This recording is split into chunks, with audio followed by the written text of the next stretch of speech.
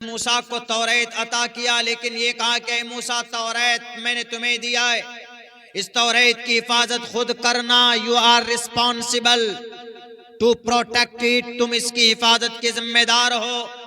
انجیل حضرت عیسیٰ کو عطا کی گئی. اللہ نے کہا کہ اے عیسیٰ انجیل تمہیں دیا جا رہا ہے مگر اس کی حفاظت تم خود کرنا. اور زبور اللہ تبارک و تعالیٰ نے حضرت داؤد علیہ السلام کو عطا فرمایا اور یہ کہا کہ داؤد اس کتاب کی حفاظت تم کرنا، تم خود بادشاہ ہو اور تم نبی ہو، تم رسول ہو، یہ کتاب لو، اس کی حفاظت کرنا. لیکن جب قرآن کی باری آتی ہے تو اللہ تبارک و تعالی جناب محمد الرسول اللہ صلی اللہ علیہ وسلم سے فرماتے، جب قرآن نازل ہو رہا تھا حضرت جبرائیل امین لے کر آتے تو اللہ کے نبی جلدی جلدی پڑھتے، اللہ کے نبی تیزی کرتے کہ کہیں ایسا نہ ہو کہ کوئی آیت ہم سے چھوٹ نہ جائے، قرآن کریم کا کوئی لفظ ہم سے رہ نہ جائے. اسی لیے اللہ تبارک و تعالی نے کہا لا تحرک به لسانک لتعجل به ان علینا جمعہ وقرآنا. اے نبی آپ جلدی بازی مت کیجئے اس قرآن کو پڑھنے میں، ارے میرے ذمہ ہے، اس کی حفاظت میں کروں گا نا. اور آپ بے فکر رہیے، دنیا کی سارے صحیفے ہم نے نازل فرمائے، ان کی حفاظت کی ذمہ میں نے نہیں لی ہے، جس کو دیا اسی کی ذمہ داری تھی. لیکن اے محمد گھبرانا مت، یہ قرآن یہ ہمارا ہے، ہم نے اس کو نازل کیا ہے. اور سن لو، دنیا کو بتا دینا کہ اس کی حفاظت بھی ہم ہی کریں گے. انا نحن نزلنا الذکر و انا لہ لحافظون. جو بھی اس قرآن کو بدلنے کی کوشش کرے گا اس کو بدل دیا جائے گا، جو بھی اس قرآن میں کو ٹچ کرنے کی کوشش کرے گا اس کے ہاتھ شل ہو جائیں گے. اور ایسا ہوا، ملک شام کا بادشاہ بشار الاسد قرآن کو بدلنے چلا تھا، اللہ نے اس کی کرسی بدل دی، بلکہ اس کی رہنے کی جگہ بدل دی. ملک شام کے اندر 5 فٹ زمین اس کو نہیں ملے، بلکہ رشیا میں اپنی زندگی گزارنے پر مجبور ہونا پڑا. اس قرآن کو مٹانے کے لیے انگریز چلا تھا، بھارت کے اندر 3 لاکھ قرآن کے نسخے جلائے تھے، لیکن اللہ تبارک و تعالیٰ نے ان انگریزوں کو بھارت کی زمین سے اس کا نام و نشان مٹا کر رکھ دیا. جب اللہ کسی چیز کی حفاظت کرتا ہے تو پھر اس کو مٹانے کے لیے اگر بڑا سے بڑا کوئی طاقت بھی آئے تو اللہ تبارک و تعالیٰ خود اس کو دیکھ لیتا ہے. اسی لیے کہا گیا کہ قرآن کی تعلیم جہاں پر ہوگی، قرآن کا درس جہاں پر ہوگا، وہاں پر اس جگہ کی حفاظت بھی اللہ کرتا ہے. سونا چاندی قیمتی ہوتی، یہ چیزیں چاندی بھی قیمتی اور سونا بھی قیمتی. آدمی جب کسی الماری میں رکھتا ہے تو اس سونے چاندی کے صدقے میں بدولت اس الماری کی بھی حفاظت ہوتی ہے. جس صندوق میں پیسے رکھتے ہیں اس صندوق کی بھی حفاظت ہوتی ہے. قرآن جس سینے میں ہوگا اللہ اس سینے کی بھی حفاظت کرے گا. انا نحن نزلنا الذکر و انا لہ لحافظون. میرے بھائیو، آج کے اس پرفتن دور میں ان مدرسوں کا وجود فرض عین ہے، فرض عین. جیسے نماز فرض عین ہے، اقیم الصلاۃ تو افر صلاح 5 ٹائمز اے ڈے، 24 گھنٹے میں 5 وقت کی نماز ادا کرنا امت مسلمہ کے لیے فرض ہے، ضروری ہے.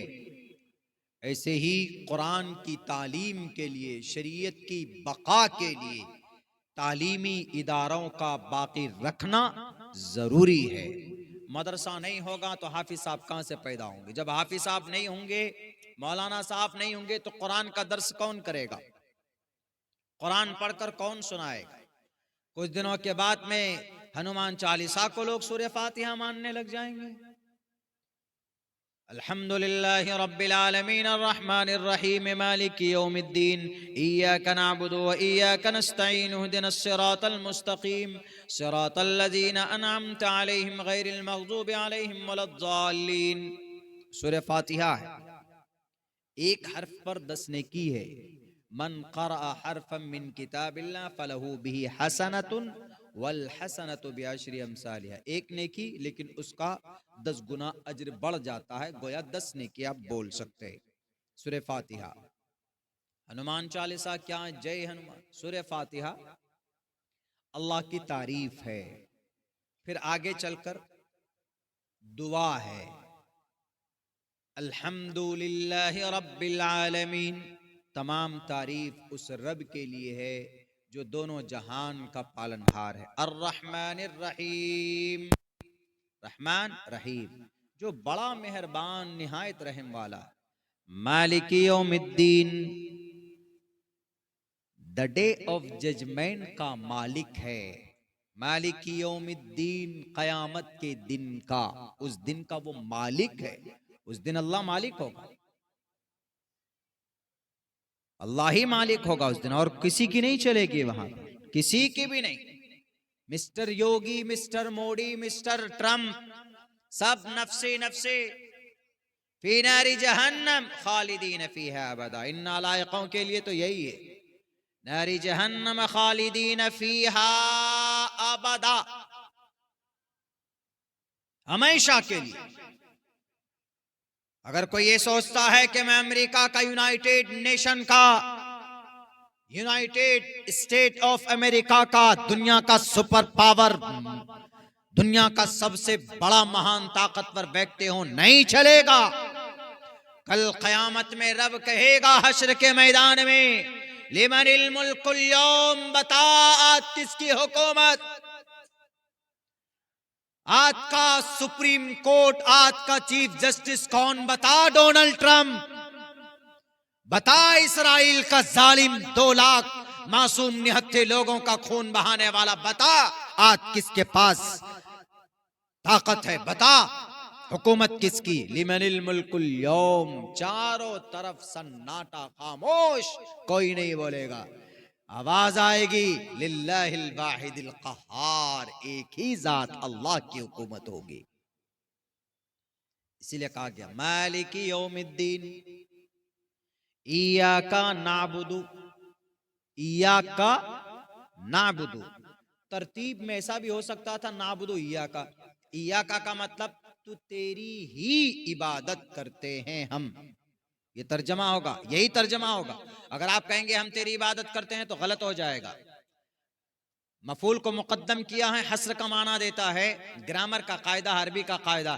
ایاک، تیری ہی، نعبد، ہم عبادت کرتے ہیں، و ایاک نستعین، اور ہم تجھی سے مدد طلب کرتے ہیں. دعا ہے، تعریف ہے، اے اللہ ہم تیری ہی عبادت کرتے ہیں. حسر ہے، تیری ہی، کسی اور کی نہیں. ابھی میں تریپورہ گیا تھا 2 روز پہلے، وہاں پہ تھا، تو وہاں پر بات آئی تھی کہ شرک یہاں پر بہت ہو رہا ہے.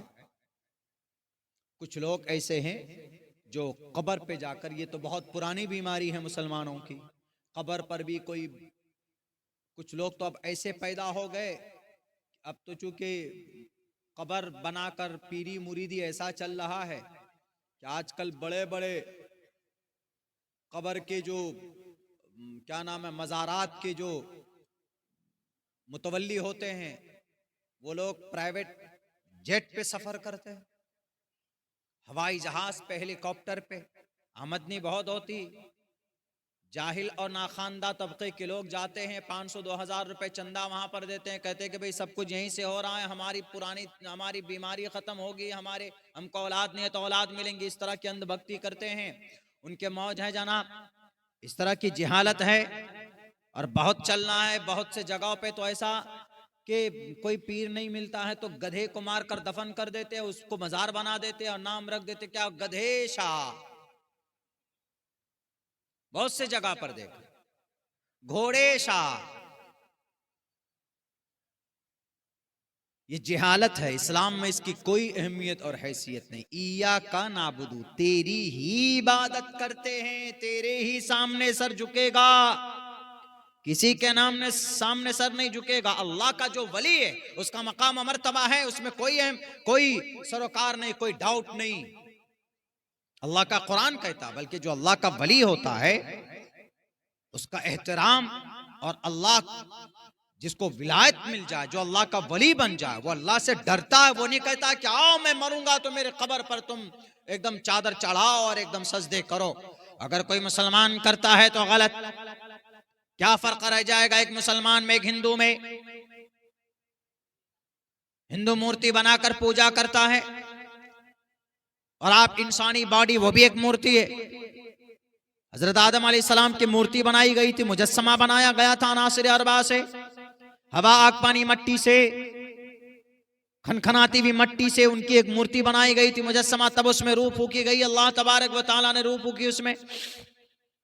اور پھر حضرت آدم علیہ السلام کو فرشتوں کے مقابلے میں ان کو بڑا کیا. وَعَلَّمَ آدَمَ الْأَسْمَاءَ كُلَّهَا, تعلیم کے ذریعے, ایجوکیشن کے ذریعے سے.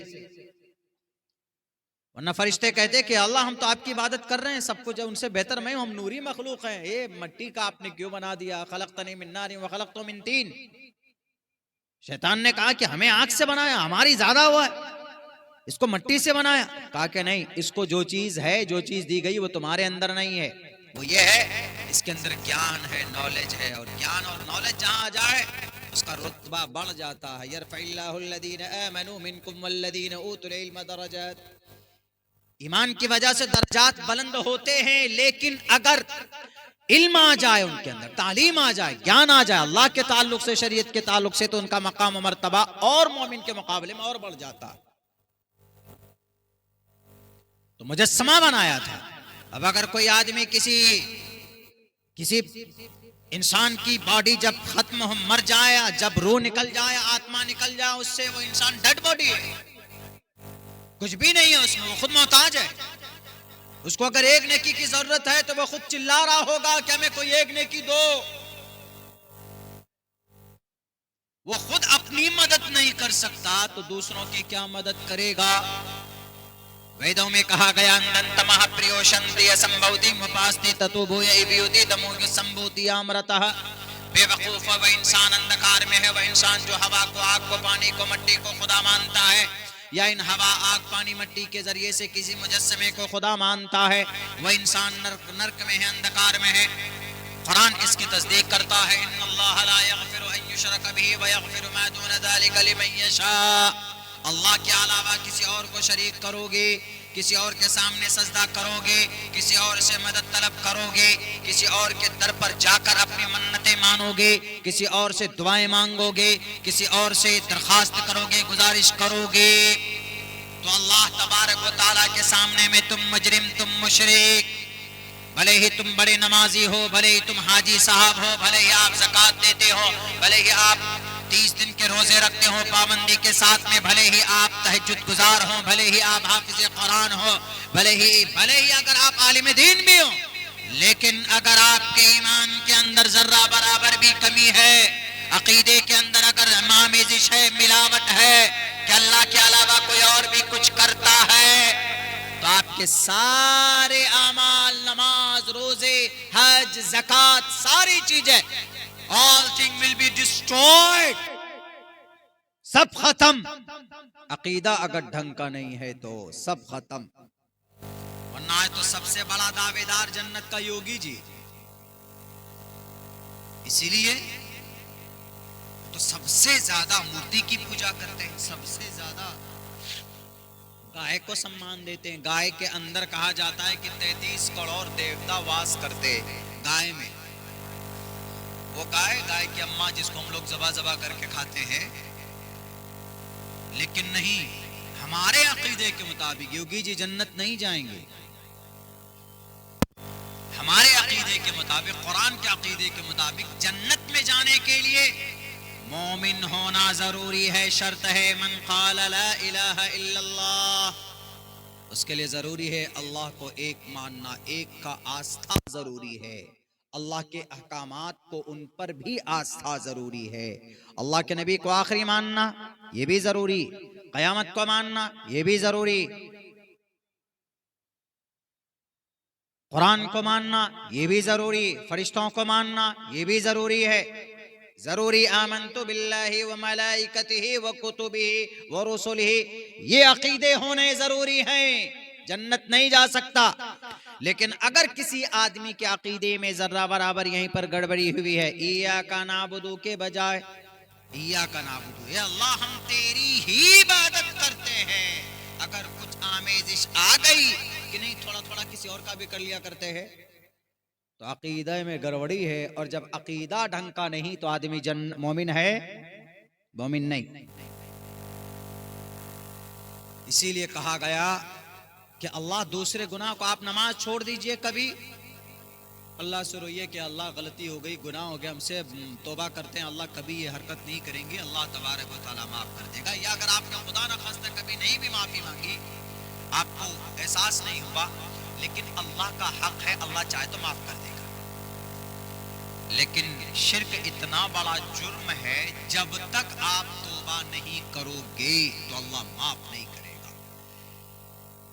وَيَغْفِرُ مَا دُونَ ذَلِكَ لِمَن يَشَاءُ. یہ اتنا بڑا پاپ ہے کہ اس کے علاوہ آدمی زنا کر لے، آدمی روزہ چھوڑ دے، آدمی زکوٰۃ نہ دے، اللہ چاہے تو معاف کر دے گا، لیکن اللہ شرک کو معاف نہیں کرے گا. یہ اتنا بڑا پاپ. سورہ فاتحہ میں ہم لوگ ڈیلی جو سورہ فاتحہ نماز میں پڑھتے ہیں، اس کے اندر یہی چیز ہے، ایاک نعبد و ایاک نستعین. آگے دیکھیے کیا ہے دعا، اہدنا الصراط المستقیم. اہدینا، ہماری رہنمائی فرما، صراط المستقیم، سیدھے راستے کی. اے اللہ ہماری ہمیشہ گائیڈ لائن کیجئے، ہمیں سیدھا راستہ بتلاتے رہیے. اہدنا الصراط المستقیم صراط الذین انعمت علیہم. ان لوگوں کا راستہ ہمیں چلائیے، ہمیں بتائیے جن پر آپ کی نعمتوں کی بارشیں ہوئی ہے، جن پر آپ کا رحم و کرم ہے. صراط الذین انعمت علیہم. یہاں تک دعا ہے دونوں میں. آگے دیکھیں، آگے بھی دعا ہے، غیر المغضوب علیہم. اے اللہ ان لوگوں کے راستے پر ہمیں مت چلائیے جن پر آپ کا غصہ نازل ہوا ہے. یعنی یہودی مغضوب علیہم، اللہ کا غضب نازل ہوا. قوم عاد، قوم سمود، قوم عاد و سمود، قوم لوط، اللہ کا غضب نازل ہوا، غصہ نازل ہوا. سب سے زیادہ اللہ نے نعمتوں سے نوازا، بنی اسرائیل کو چھوڑ دی، گنجائش دی، رسی میں ڈھیل دیا، لیکن سب سے زیادہ اللہ تبارک و تعالیٰ کے پیغام کے خلاف ورزی، اللہ تبارک و تعالیٰ کے بھیجے ہوئے رسول حضرت موسیٰ علیہ السلام کو نہ ماننے اور ان کے مخالفت کرنے والے یہودی قوم، تو اللہ تبارک و تعالیٰ نے سب سے زیادہ ذلیل اور رسوا اس زمین کے اوپر ان یہودیوں کو کیا ہے، اور کہا کہ ضربت علیہم الذلۃ والمسکنہ. ارے یہودی پڑھ کر بڑا انجینئر، ڈاکٹر، پائلٹ کیوں نہ بن جائے، لیکن جب تک اگر دوسرے لوگوں کی ساتھ اور تعاون نہ ہو تو یہ دنیا کے اندر کامیابی نہیں حاصل کر سکتے. ضربت علیہم الذلۃ والمسکنہ، قیامت تک ذلت اور رسوائی کی مہر ان کے ماتھے پر لگا دی گئی ہے. اے اللہ ہمیں ان لوگوں کے راستے پر ان لوگوں سے بچائیے جن پر آپ کا غضب اور آپ کا غصہ نازل ہوا ہے. ان میں سے یہی لوگ ہیں قوم لوط. ایک قوم لوط ہے جنہوں نے حضرت لوط علیہ السلام کی بات نہیں مانی، اپنی بیویوں کو چھوڑ کر قوم اور سماج کے نوجوان بچے اور لڑکوں سے اپنی خواہش نفس کو پوری کیا کرتے تھے، ان سے فزیکل ریلیشن بناتے. تو حضرت لوط علیہ السلام نے کہا کہ یہ راستہ غلط ہے، مان جاؤ تم لوگ اللہ کے عذاب کو، دعوت مت دو. لیکن نہیں مانے وہ لوگ، انہوں نے کہا کہ نہیں مان سکتا، تم لوط اپنی جگہ پر رہو، ہماری جو مرضی آئے گی ہم کریں گے، تم روکنے والا کون ہوتا ہے. لیکن جب اللہ کا کوئی بندہ، آج کی تاریخ میں کوئی نبی اور رسول تو نہیں ہے، لیکن نبی اور رسول کے وارثین علماء کرام موجود ہے. اگر علماء قرآن اور شریعت کی کوئی بات اگر قوم کے سامنے رکھتا ہے تو ان پر عمل کرنا ضروری ہے. اگر کوئی عمل نہیں کرتا ہے، مخالفت کرتا ہے، تو اللہ تبارک و تعالیٰ کے عذاب میں کسی نہ کسی دن گرفتار ہوگا.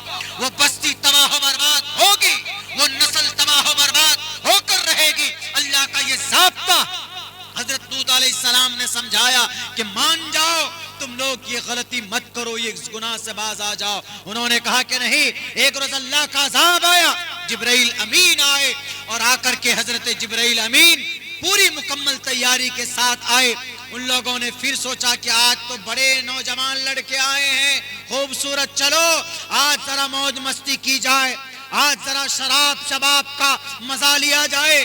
حضرت لوط علیہ السلام نے منع کیا کہ مت کرو ورنہ تباہ و برباد کر دیے جاؤ گے. میرے بھائیوں نہیں مانے. قوم کے لوگوں نے اللہ کے وقت کے موجود نبی اور رسول کی بات نہیں مانی. انہوں نے وہی حرکت شروع کی. فجعلنا علیہا سافلہا. حضرت جبرائیل امین تھے, بات نہیں مانی گئی.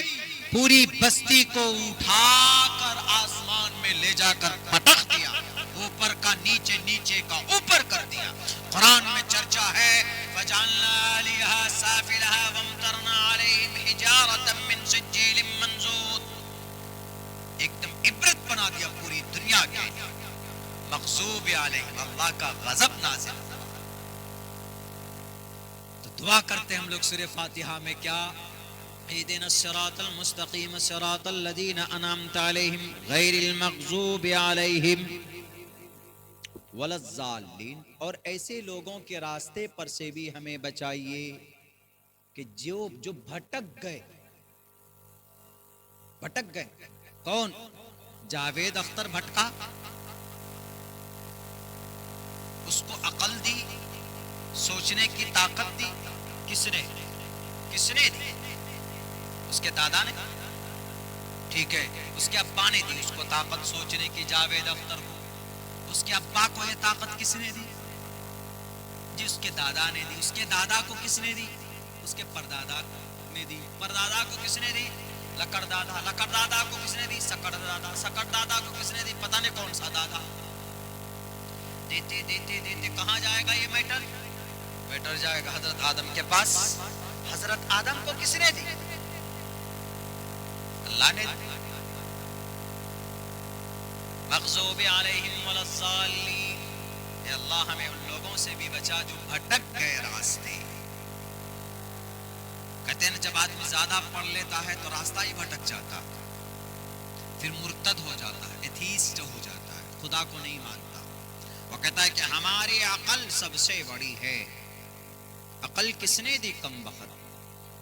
میاں بیوی ملتے ہیں, منی کا قطرہ جاتا ہے, دونوں میں پانی جاتا ہے اور اسی پانی سے خوبصورت بچہ بنتا ہے. یہ کون بناتا ہے؟ اللہ بناتا ہے. سب یہ پروسیس جو 6-9 مہینے کا ہوتا ہے پیٹ میں, اللہ کا ہوتا ہے. ورنہ کون بیٹھا ہے؟ امریکہ نے کوئی مشین فٹ کر رکھا ہے پیٹ میں, کیا وہاں سے ایک بچہ نکل جاتا ہے؟ بہرکیف گمراہ ہونے کے الگ الگ طریقے ہیں. اور ولزالین سے مراد یہاں پر پرٹیکولر عیسائی ہیں, کرسچن جن کو بولتے ہیں, چونکہ وہ بھی بھٹکے ہوئے ہیں. وہ اس لیے بھٹکے ہوئے ہیں کہ وہ حضرت عیسیٰ کو اللہ کا بیٹا مانتے ہیں. وہ 3 خدا مانتے ہیں. وہ کہتے ہیں کہ there is 3 God. کہتے ہیں کہ 3 خدا. کہتے ہیں کہ ان تینوں خدا کا کو ملا کر ایک ہی خدا ہے, اور ایک ہی خدا 3 خدا ہے. اتنے خطرناک کانسیپٹ ہے کہ آپ ابھی رات کو سوچئے, صبح ہو جائے گی پتہ ہی نہیں چلے گا کہ بھئی یہ جھمیلا کیا ہے. میرے کہ وہ اس کو مانتے ہیں. خیر ہم لوگ سورہ فاتحہ میں ہم لوگ یہ چیزیں پڑھتے. بتائیے اتنی چھوٹی سی سورت ہے, کتنی اچھی بات ہے. اور اسی سورت کے بارے میں ہمارے ہندو سماج کے کچھ نفرتی لوگ کہتے ہیں کہ یہ سورہ فاتحہ نماز میں پڑھتے ہیں, اور یہ سورہ فاتحہ پڑھتے ہیں تو جہاد کی انرجی آتی ہے ان میں. نمازیں میں پڑھتے ہیں نا سورہ فاتحہ. زیادہ تر ہم لوگ 24 گھنٹے میں جو 5 وقت کی نماز ادا کرتے ہیں تو تقریباً ہر رکعت میں سورہ فاتحہ پڑھتے, ہر رکعت میں پڑھتے. اور سورہ فاتحہ کے اندر میں الحمد الف حمزہ سے لے کر نون تک کہیں پر بھی ایک بھی جملے کے اندر میں کہا ہے کہ اللہ ہماری مدد فرما, ہم جنگ کر رہے ہیں, اے اللہ فلاں کو مار دے, فلاں کو مرڈر کر دے, فلاں کو جہنم بھیج دے. دعا کی گئی, تعریف کی گئی اور بھکتی کا اظہار کیا گیا. اور یہ چیز ہندو بھائی پڑھتے ہیں الحمدللہ رب العالمین. اوم پورنمیدہ پورنات اوم بھوربھوہ سواہا تتسویتروریرنیم. گایتری منتر میں ہے تعریف. ساری پرشنسا اس ایشور, اس پرماتما کے لیے جو سارے جگت کا پتی ہے, اس کو بنانے والا ہے. اوم بھوربھوہ سواہا تتسویتروریرنیم بھرگو دیسی دیوس دھیمہی دھیو یو نہ پرچودیات. سارے سنسار کا پالن ہار ہے اور وہ مکتی کے دن کا مالک ہے. مکتی کا دن, مکتی نجات کا دن. نجات کا دن کب ہوگا؟ جب آدمی کو جنت مل جائے گی وہی مکتی کا دن ہے. یعنی یہاں پر مکتی کے دن سے مراد مہا پرلے کو لیا. اور مہا پرلے کو ہم لوگ قرآن کی لینگویج میں کیا بولتے ہیں؟ تقوم الساعہ، قیامت کا دن بولتے ہیں ہم لوگ. اسی کو سنسکرت میں ہندی میں کہا گیا مہا پرلے، اسی کو انگریزی میں کہا گیا the day of judgement. The day of judgement, فیصلے کا دن. یہ ہے پورے سورہ فاتحہ میں الحمدللہ رب العالمین الرحمن الرحیم مالک یوم الدین ایاک نعبد و ایاک نستعین اهدنا الصراط المستقیم صراط الذین انعمت علیہم غیر المغضوب علیہم ولا الضالین. سورہ فاتحہ کو ایک طرح سے بھی پڑھ سکتے ہیں الحمدللہ رب العالمین الرحمن الرحیم مالک یوم الدین، ایسے بھی پڑھ سکتے ہیں الرحمن الرحیم مالک یوم الدین الرحمن الرحیم مالک یوم الدین الرحمن الرحیم مالک یوم الدین ایاک نعبد و ایاک نستعین اهدنا الصراط المستقیم صراط الذین انعمت علیہم صراط الذین. صاد کو تھوڑا ذات کی طرف امالہ کر کے پڑھتے ہیں صراط الذین انعمت علیہم غیر المغضوب علیہم ولا الضالین. ان انزل القرآن علی 7 احرف، 7 لینگویج میں قرآن نازل ہوئی ہے. ہم لوگ ایک ہی لینگویج میں پڑھتے ہیں 7 زبانوں میں، چونکہ 7 بڑے قبیلے تھے، ان کی 7 ٹمس زبانیں تھی. ہر ایک زبان کی رعایت کر کے قرآن نازل ہوئی. اور اگر آپ کسی اور لینگویج اس 7 میں سے کسی ایک میں پڑھتے ہیں، آپ کو معلوم ہے، جانکاری ہے، تو آپ کو ثواب لکھے گا. ایسا نہیں کہ بھی آپ کو نہیں لکھے گا. میں جب پڑھنے کے زمانے میں ایک مدرسے میں امام تھا، چونکہ ہم نے سبا پڑھ رکھا ہے، رموز اوقاف، رموز صغرا اور کبرا، یہ ساری چیزیں جو آدمی نالج ہوتا ہے پڑھ سکتا ہے. الم تر کیف فعل ربک باصحاب الفیل، الم تر کیف فعل ربک باصحاب الفیل. آپ کہیں گے کہ کیا ہو گیا ہے، کیسے الٹا پلٹا ڈنڈا سا مار دیا؟ نہیں. الم تر کیف فعل ربک ایسے پڑھتے، فعل ربک فعل ربک. قاعدہ لام اور را مل جائے تو وہاں پر ادغام کر دیتے ہیں، قاعدہ ہوتا ہے. جیسے میم ساکن کے بعد اگر میم آئے تو اخفا ہوگا، اخفاء شفی بولتے ہیں. ما لکم بہ، ناک میں آواز جاتی، تجوید ہے یہ تجوید. ألم تر كيف فعل ربك بأصحاب الفيل ألم يجعل كيدهم في تضليل وأرسل عليهم طيرا أبابيل ترميهم بحجارة من سجيل فجعلهم كعصف مأكول. ایسے پڑھتے ہیں مأكول. ترميهم بحجارة من سجيل فجعلهم كعصف مأكول، ایسے بھی پڑھتے. تو یہ قرآن ہے جو بہت آسان ہے، بہت سمپل ہے. اس سے بہتر کتاب آج کی تاریخ میں نہیں، آج کی کیا ہمیشہ سے نہیں، جب سے یہ قرآن نازل ہوئی. اور قیامت تک، جنت میں جانے تک، جنت میں کھینچ کر یہ کتاب آپ کو لے کے جائے گی، صفات کرے گی کل قیامت میں. اگر آپ پڑھتے ہیں، اگر آپ قرآن سے شغف ہے، لگاؤ ہے، محبت ہے، تو یہ قرآن کل قیامت آپ کو چھوڑے گی نہیں. قیامت آپ کو لے کر، آپ کو قیامت میں نجات دلائے گی یہ کتاب. اقرأ وارتقی، صاحب قرآن سے کہا جائے گا، حافظ قرآن سے ہی نہیں. حافظ قرآن تو ہے ہی، صاحب قرآن. صاحب قرآن مطلب قرآن کا دوست. اگر کوئی بندہ حافظ نہیں بن پایا، اپنی عمر بڑی ہو گئی، حافظ نہیں بن پایا، یاد نہیں ہوتا، لیکن قرآن سے محبت ہے، قرآن پڑھتا ہے، قرآن میں جو چیزیں حلال کہی گئی وہ ان چیزوں کو حلال مانتا ہے، اور جو کو حرام کہا گیا ان کو حرام مانتا ہے، سب کچھ.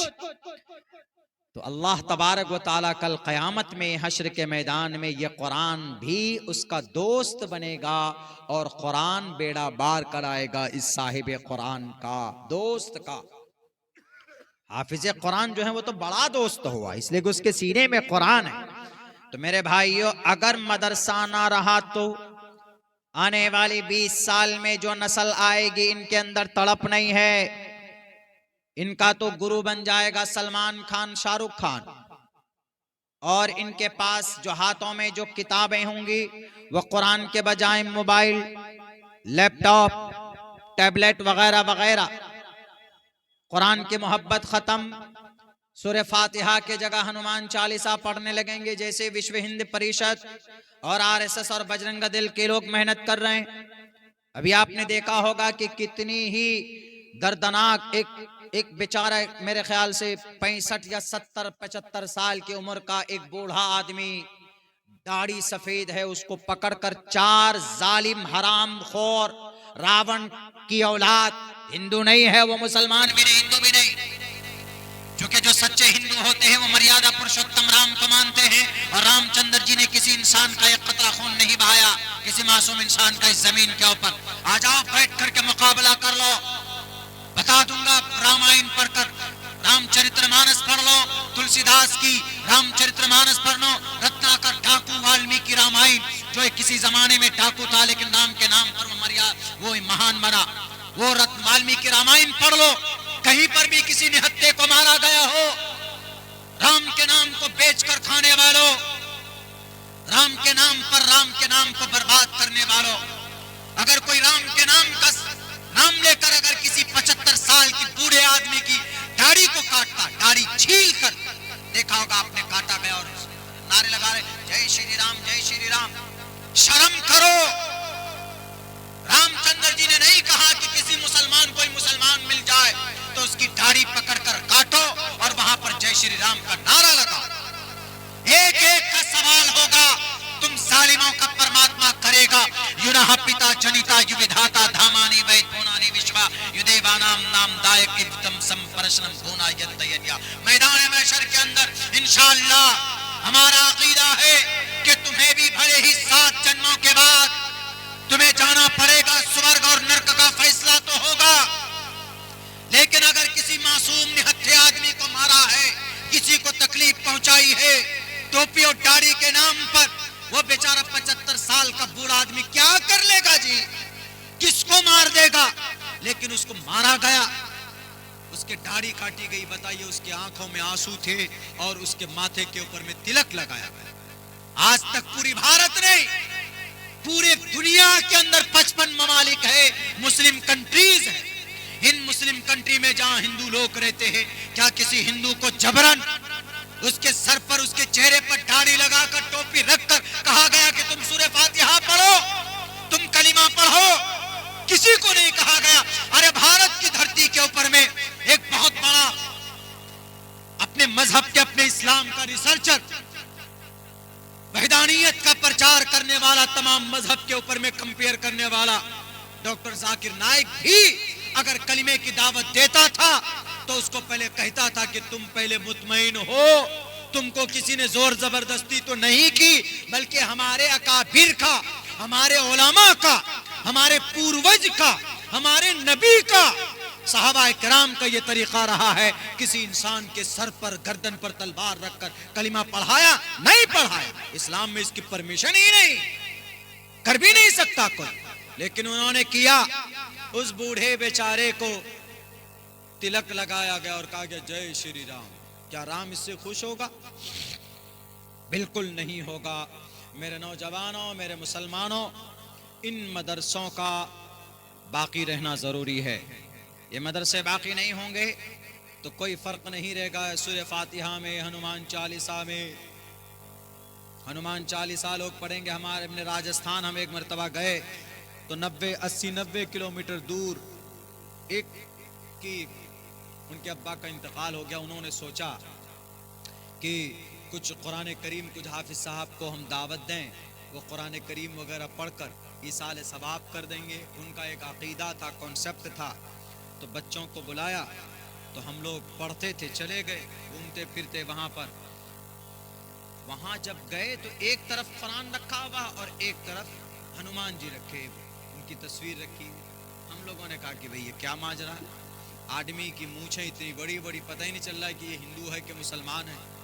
ڈر سے ہم لوگ سوچے کہ کہیں پکڑ کر پٹائی تو نہیں کرے گا، ہم لوگوں کو بلا کے لایا۔ ہم لوگ ڈر کر کے جو بھی ہوا وہاں پر میرے کیف ایصال ثواب کے لیے کوئی الگ سے محفل منعقد نہیں، جو کرتے ہیں غلط ہے۔ آپ لوگ کوئی بھی کسی کے لیے بھی آپ ایصال ثواب کبھی بھی کر سکتے ہیں۔ اس کے لیے وقت متعین کرنا، گروہ بندی کرنا، جماعت بنانا، باضابطہ بلا کر کے وہ سجاتے ہیں بناتے ہیں، یہ کانسیپٹ اسلام میں نہیں ہے۔ ہاں جو آدمی چلا گیا ہے اس کو نیکی کی ضرورت یقیناً ہے، آپ ان کو دعا کریں، ان کے لیے ان کی مغفرت کی دعا کریں، آپ یہ چیزیں کبھی بھی کر سکتے ہیں، لیکن اس کے لیے باضابطہ کسی محفل کا مجلس کا اہتمام کرنا میں تو مناسب بالکل نہیں سمجھتا۔ خیر، بچے تھے ہم لوگ، چلے گئے، بھیج دیا ہم لوگوں کو، گئے، دیکھا، ہم نے کہا اپنے استاد سے، ہم نے کہا غالباً ہم لوگ اس وقت اتنی سمجھداری نہیں تھی، ہم نے کہا کہ یہ کیا ہے یہاں پر، یہ جو ایک طرف مورتی ہے اور ایک طرف قرآن رکھا ہوا الماری میں، ایک دم باضابطہ قرآن کو بڑھیا سے غلاف میں لپیٹ کر کے رکھا۔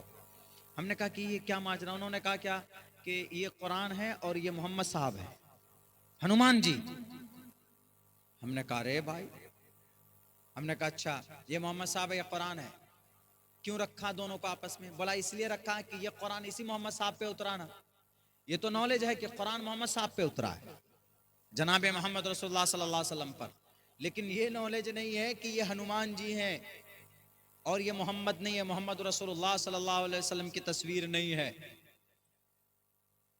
کسی صحابی کی تصویر نہیں ہے۔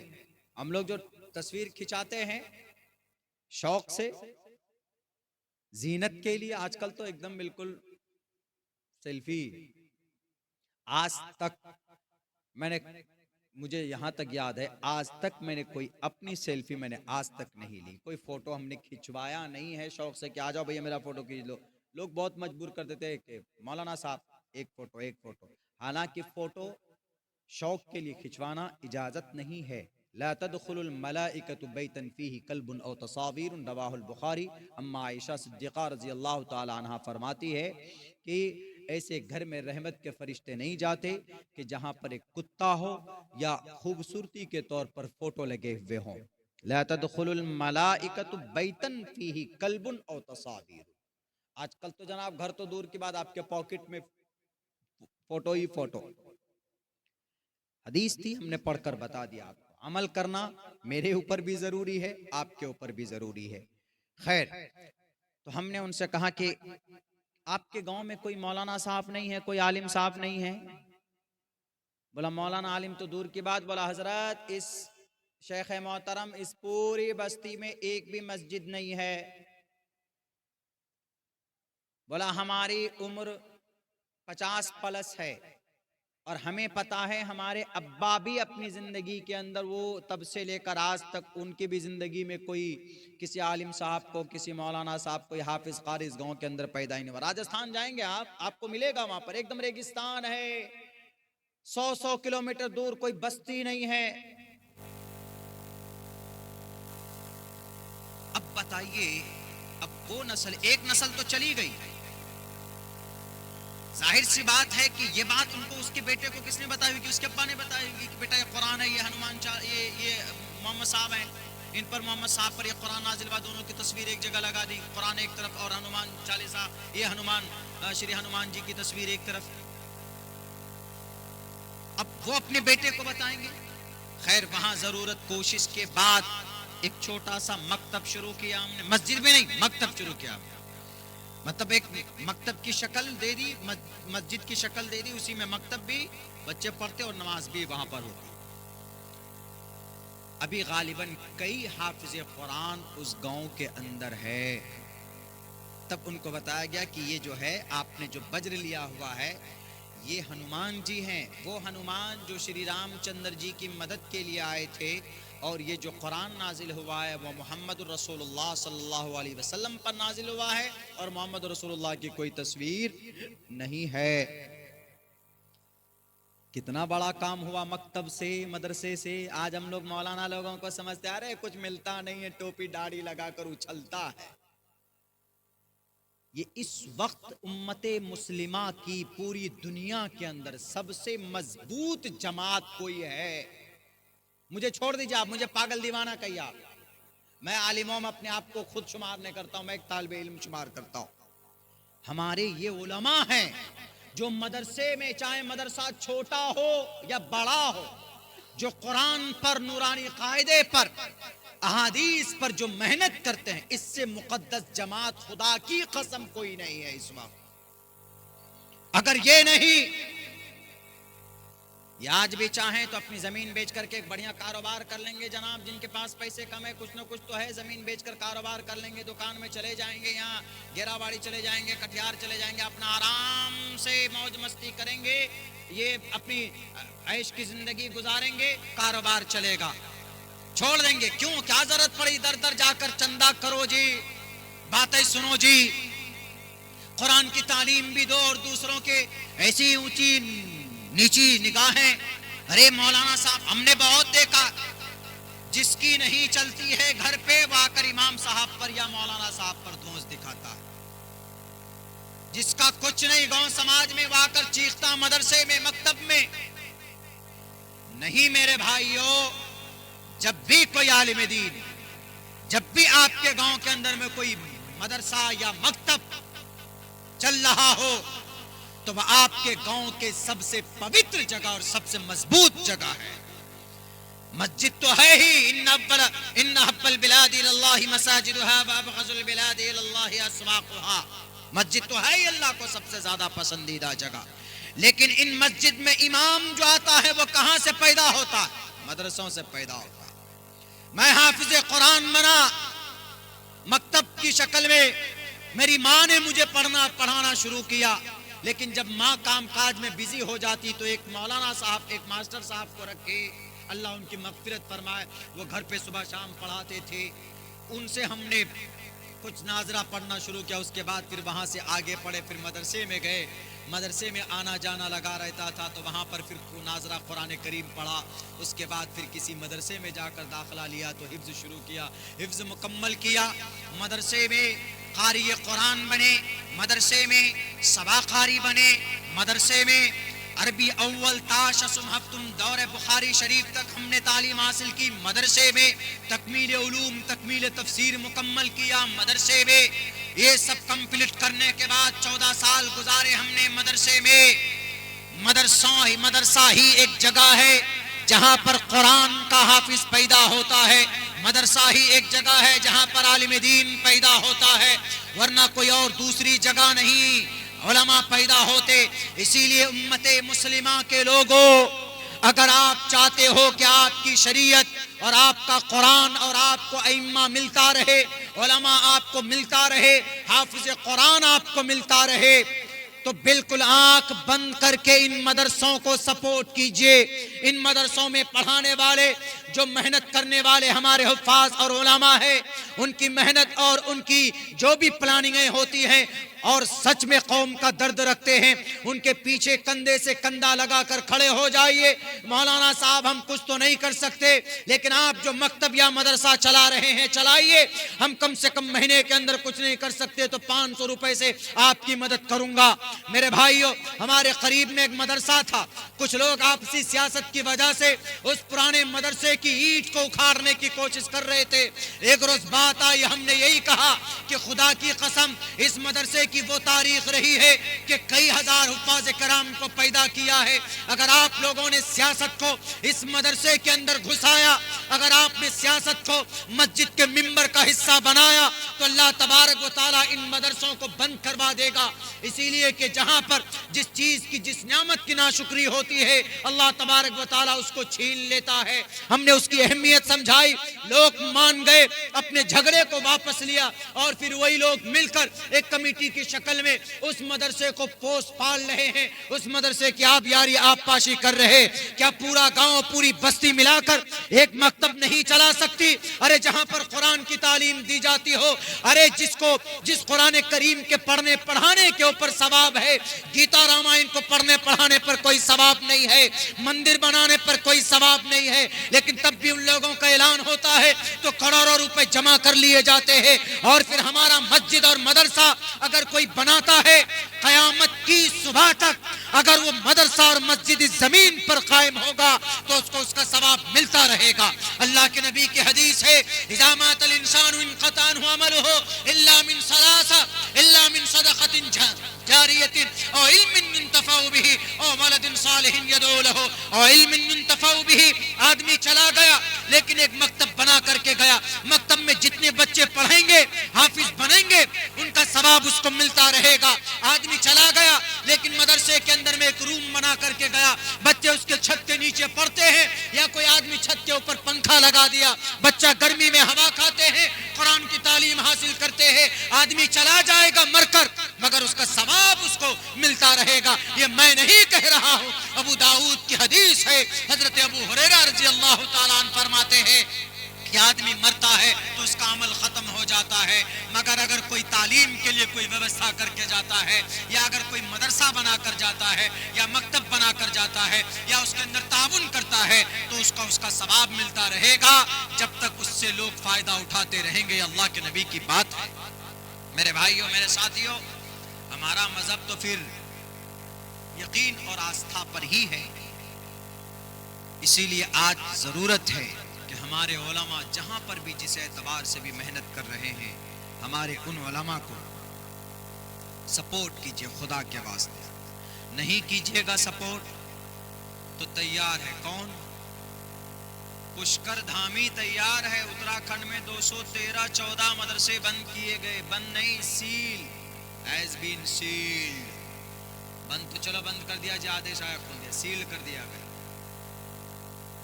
یعنی اس کو استعمال بھی نہیں کر سکتے آپ. کیوں؟ پتہ ہے کس وجہ سے؟ صرف اس وجہ سے کہ ان مدرسوں میں ریزن کیا, وجہ کیا بتائی گئی؟ صرف اس وجہ سے ان مدرسوں کو بند کیا گیا کہ ان مدرسوں کے اندر میں قرآن کی تعلیم ہوتی. تو کیا ہوا جی؟ مدرسہ ہے تو مدرسے میں تو قرآن کی تعلیم ہوتی ہے نا. بھارت کا آرٹیکل نمبر, بھارت کے سمویدھان کا دفعہ نمبر 30 میں ہے کیا؟ right of minorities, whether based right of minorities to establish and administer educational institutions. تعلیمی ادارہ مسلمان چلا سکتا ہے, اور اگر ان تعلیمی اداروں میں اگر قرآن پڑھاتا ہے اور قرآن عربی زبان میں ہے, اس کی بھی اجازت ہے. all minorities whether based on religion shall have the right to establish and administer educational institutions of their choice. Committee کے ذریعے اگر کمیٹی بنا کر چلانا چاہیں, of their choice institution, all minorities whether based on religion or language. مذہب کی تعلیم دینا چاہتا ہے, قرآن کی تعلیم دینا چاہتا ہے, عقیدے کی تعلیم دینا چاہتا ہے, نو پرابلم, کوئی دقت نہیں. اور ہمارا تو عقیدہ ہے کہ ہم دنیا میں آئے ہی ہیں کس لیے؟ اللہ کی عبادت کے لیے آئے نا. یہی مذہب ہے ہمارا. اللہ نے پیدا کس لیے کیا؟ نعرہ لگانے کے لیے کہ نعرہ تکبیر اللہ اکبر. ابھی تریپورہ گئے تھے, پتہ آپ کو 20 گاڑی 4 ویلر لے کر وہ لوگ آئے ہمارے سواگت کے لیے. 20 گاڑیاں, کم سے کم 200 بائک. ہم نے کہا what is need to arrange, کیا ضرورت ہے اس کو کرنے؟ بولا محبت.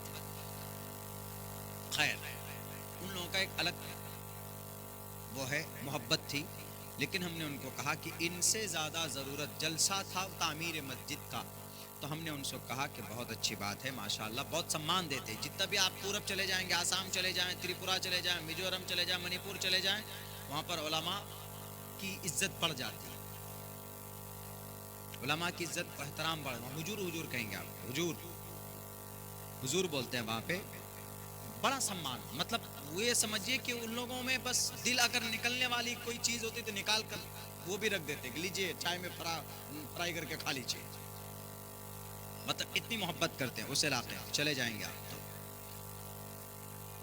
تو ہم نے بات کی, ہم نے کہا کہ محبت اپنی جگہ پر ہے, ٹھیک ہے, لیکن جس مقصد پہ یہ جلسہ ہوا ہے تعمیر مسجد, تو یہ مسجد کی تعمیر اصل میں جبھی مانی جائے گی جب آپ اس مسجد کو اپنے نمازوں سے آباد کیجئے گا, تبھی سچ میں اس مسجد کی تعمیر کا اصل کام پورا ہوگا.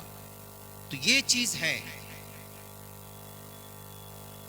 اب خامخواہ کی آج ہم لوگ پڑے ہوئے ہیں پریشانی میں. میرے بھائیوں, میں تو یہی کہوں گا کہ یقیناً ہمارے اعمال بد کی وجہ سے یہ ساری پریشانیاں. پتہ کیا ریزن دے کر انہوں نے منع کیا, بین کیا؟ 213 مدرسے ہیز بین سیلڈ, بند کر دیے گئے, بندش لگا دی گئی. قرآن کی تعلیم ہوتی ہے, حالانکہ قرآن کی تعلیم کے اوپر بھارت کا سمویدھان جب پرمیشن دیتا ہے, اس کے ساتھ ساتھ یہ بات بتائی گئی کہ اس قرآن میں جو تعلیم دی جاتی ہے وہ جہاد کی تعلیم دی جاتی ہے. قرآن میں یقیناً جہاد ہے, وجاہدوا فی اللہ حق جہادی والذین جاہدوا فینا لنہدینہم سبلنا. اس طرح کے الفاظ ہیں، لیکن اس کا ایک مطلب صرف پیٹرن بیان کرنا، ایک ہی مضمون کو بیان کرنا، یہ تو بالکل غلط ہے، نہیں ہو سکتا ایسا. اور انہوں نے کہا کہ ان مدرسوں میں جو قرآن پڑھایا جاتا، اس کی تعلیم دی جاتی، جہاد کی تعلیم دی جاتی. اگر جہاد کی تعلیم دینا مقصد ہوتا تو جس دن محمد رسول اللہ کو نبوت دی گئی اسی دن سے آپ علیہ الصلوۃ والسلام سے کہا جاتا ہے کہ اے محمد، مکہ میں ابو جہل، عتبہ، شیبہ، ولید، حنظلہ، مغیرہ کے چیلے بات نہیں مانتے تو آپ تلوار اٹھائیے اور ان سے دو ہاتھ کیجئے.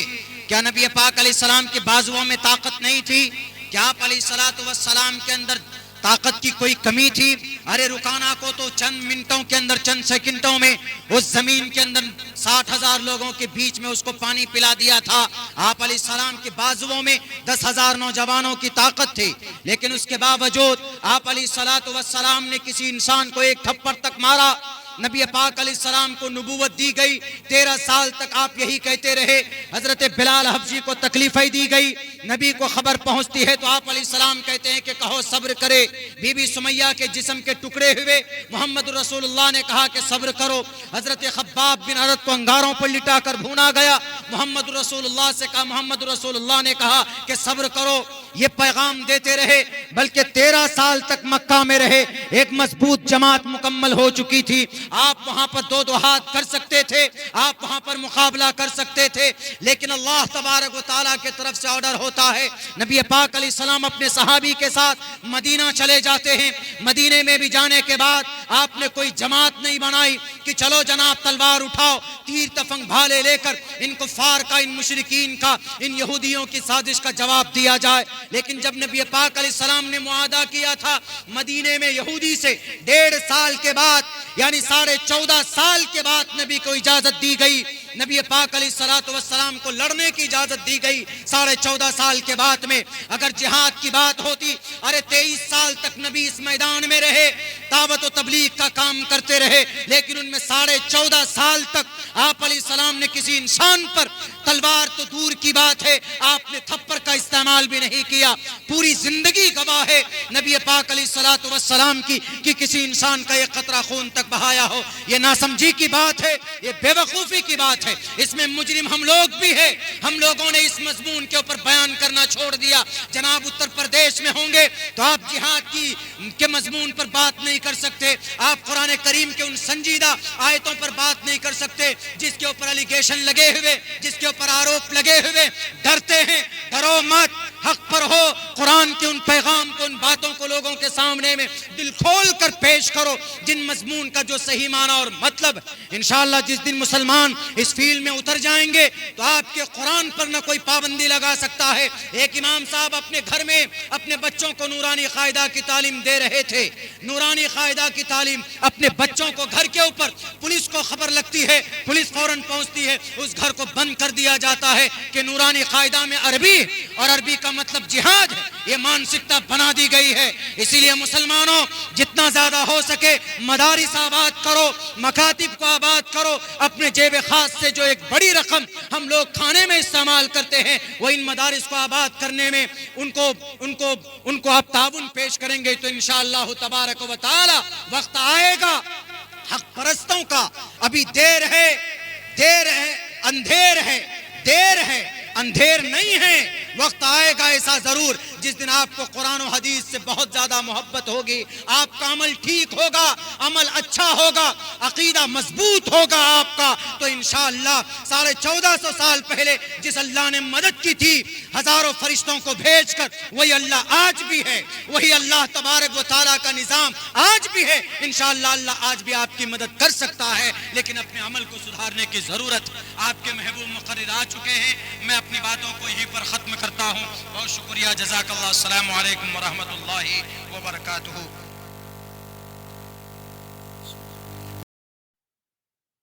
اقرأ باسم ربك الذي خلق خلق الإنسان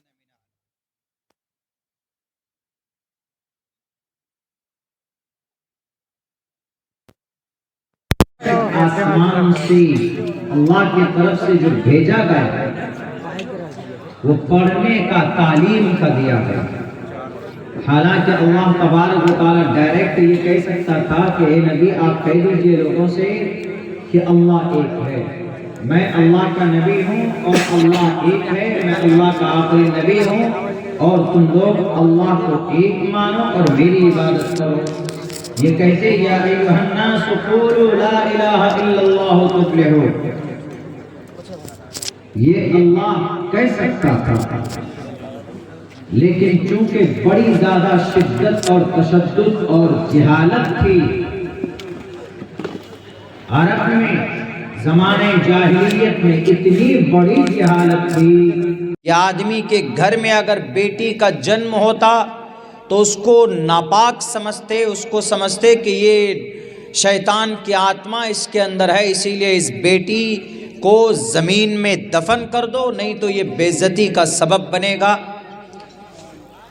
نحوست سمجھتے تھے، جہالت ہے۔ 1 سال 2 سال 3 سال کی بڑی بڑی بچیوں کو جنگل میں لے جا کر ان کو زندہ دفن کرتے تھے، زندہ گاڑ دیتے تھے۔ قرآن میں اللہ کہتا وَإِذَا الْمَوْءُودَةُ سُئِلَتْ بِأَيِّ ذَنبٍ قُتِلَتْ، کل قیامت میں ان بیٹیوں سے پوچھا جائے گا کہ بھئی ایسی کون سی غلطی تھی جن کی وجہ سے تمہیں قتل کیا گیا دھرتی کے اوپر۔ جہالت کا اندازہ لگا سکتے ہیں۔ آج بھی اگر کچھ لوگ بیٹی کے جنم پیدائش پر اگر یہ سمجھتے ہیں کہ ارے یہ تو بہت خطرناک چیز ہو گیا ہمارے گھر میں، بیٹی کا جنم ہو گیا ہے، جہیز کا کہاں سے ارینجمنٹ ہوگا، بیٹی کی شادی کیسے ہوگی، بیٹا ہوتا تو اچھا ہوتا، غلط اگر ایسا سوچتا ہے۔ اولاد کو رزق کی تنگی کی وجہ سے ان کے شادی کے بندوبست اور اخراجات کو سمجھ کر قتل نہیں کرنا چاہیے۔ وَلَا تَقْتُلُوا أَوْلَادَكُمْ مِنْ خَشْيَةِ إِمْلَاقٍ، اللہ کا قرآن منع کرتا۔ یہ پیغام صرف نبی کے زمانے کے لیے نہیں تھا، صحابہ کرام کے لیے نہیں تھا، to the day of judgement, قیامت تک کے لیے یہ فیصلہ، یہ قرآن کا حکم ہے۔ اگر آج بھی کوئی کسی اپنی بیٹی کے جنم پر کسی کا منہ بنتا ہے، اگر کوئی کبیدہ خاطر ہوتا ہے، اگر کسی کا دل روتا ہے، تو اس کے لیے بھی ہے کہ رونے کی ضرورت نہیں ہے۔ اس زمین پر کوئی بھی بچہ پیدا ہوتا مقدر کا لے کر آتا ہے رب ذوالجلال، اس کے جنم کے ساتھ، اس کے پیدائش کے ساتھ آسمان سے زمین پر اس کے حصے کا رزق بھی اتارتے ہیں۔ اس طرح کی جہالت تھی اس وقت میں، تو اس وقت کی جہالت میں بھی اللہ تبارک و تعالیٰ نے ڈائریکٹ آرڈر یہ نہیں دیا کہ میں اللہ سروشکتیمان، میں دیو ہوں، میں پرماتما ہوں، میری بھکتی کرو۔ اللہ چاہتا تو بول سکتا تھا، میسج دے سکتا تھا، لیکن نہیں، اللہ تبارک و تعالیٰ نے ذہن سازی کی، ذہن کو بنایا اور پڑھنے کا آرڈر دیا۔ کیا کہا؟ اقرأ، سب سے پہلا from the sky to the earth, Allah has been sent down to the last prophet Muhammad sallallahu alaihi wasallam. جناب محمد رسول اللہ صلی اللہ علیہ وسلم کو پہلا جملہ، پہلا لفظ، پہلی آیتیں اقرأ بسم،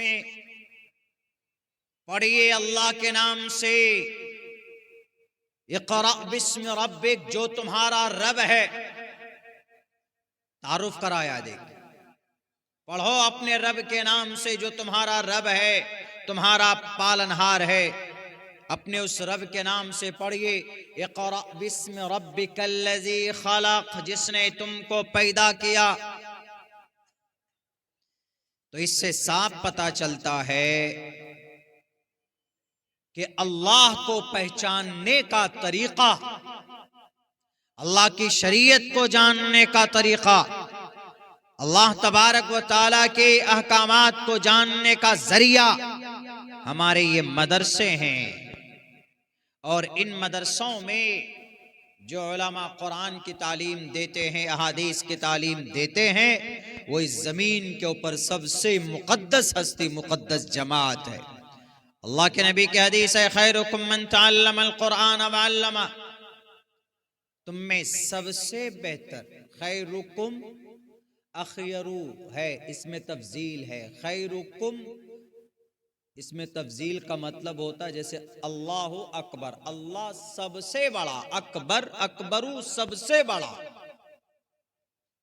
ایسے اخیرو تم میں سب سے بہتر، اس میں تفضیل جب کسی چیز کی انتہا کو بتانا ہو تو نحو اور صرف کا ایک جملہ آتا ہے، ایک لفظ آتا ہے، اس میں تفضیل نام ہے، اس کو اللہ تبارک و تعالیٰ پیش کرتا ہے اور کہتا خیرکم تم میں سب سے بہتر، اس سے بہتر کوئی نہیں، تم میں سب سے بہتر وہ ہے جو قرآن سیکھتا ہے اور دوسروں کو سکھاتا ہے۔ کون کہہ رہا ہے؟ اللہ کے نبی علیہ السلام کا یہ فرمان ہے، کسی گیتا کا منتر نہیں ہے، بلکہ کوئی متنازع حدیث نہیں ہے، مضبوط اور مستند حدیث اللہ کے نبی علیہ السلام کی ہے کہ تم میں بہتر انسان وہ ہے جو قرآن سیکھتا ہے اور دوسروں کو سکھاتا ہے۔ اور کیوں نہ ہو، ارے جو پوری پرتھوی کا، پوری دنیا کا، پوری برہمانڈ کا سب سے اوتھینٹک ریلیجیس مذہبی کتاب ہے، اگر کوئی اس کتاب کو پڑھتا ہے، پڑھاتا ہے، جس کتاب کی حفاظت کی ذمہ اللہ نے خود سے لی ہے، قرآن کے نزول سے پہلے اللہ نے توریت کو نازل فرمایا، حضرت